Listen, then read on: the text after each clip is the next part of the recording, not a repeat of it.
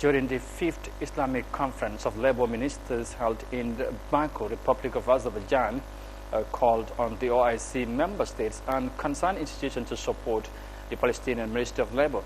Now the call, according to them, is in the protection, of course in line of protection of the job market in response to the devastating impact of the war on Gaza, which has taken a toll on the economy of Palestine. Our reporter Yahya Jammeh tells us more in this report.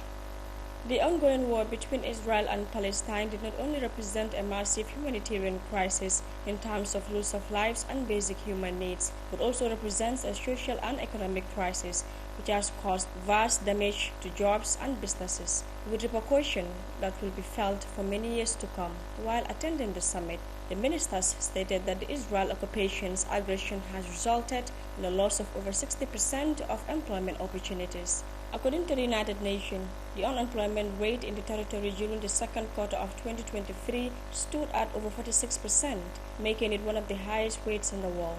The occupied West Bank has also suffered, losing around 208,000 jobs, which is about 24% of its employment, due to the spillover effects of the war. As the war clocks 1 month, 2/3 of children and women are most affected, with a higher percentage of death records.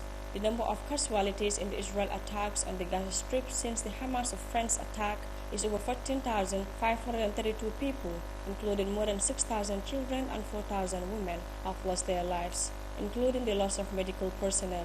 Meanwhile, a 4-day ceasefire between Israel and Hamas began Friday, allowing sorely needed aid to start flowing into Gaza and setting the stage for the release of dozens of hostages held by militants and Palestinians imprisoned by Israel. There were no reports of fighting in the hours after the truce began. The deal offered some relief in Gaza's 2.3 million people who have endured weeks of Israel bombardment and dwindling supplies of basic necessities, as well as for families in Israel worried about loved ones taken captive during Hamas' October 7th attack, which has triggered the war. Israel has agreed to allow the delivery of 130,000 liters of fuel per day during the truce, still only a small portion of Gaza's estimated daily needs of more than 1 million liters. For most of the past 7 weeks of war, Israel had barred the entry of fuel to Gaza, claiming it could be used by Hamas for military purposes, though it has occasionally allowed small amounts in. Khadija Tujalo, reporting for Eyeafrica News.